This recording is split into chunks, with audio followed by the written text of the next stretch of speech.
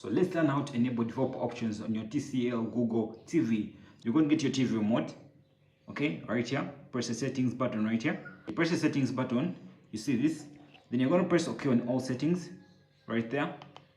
Press OK. Then you have this display. You're going to move down. You're going to move down the systems option. Press OK on system. Okay. Then you're going to move down to the about option. Press OK on about option. Then you're going to scroll down. You're going to scroll down to the Android TV OS build. You're going to press that. You're going to press OK 7 times. Then I want to show you one step away from being a developer. Now, when you do that, you are now a developer.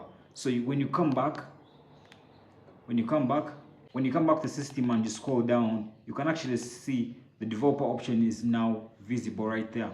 And you can actually press OK right there, and your developer option is now enabled, okay, on your TCL Google TV. Yes, consider subscribing if you actually pick value in this video.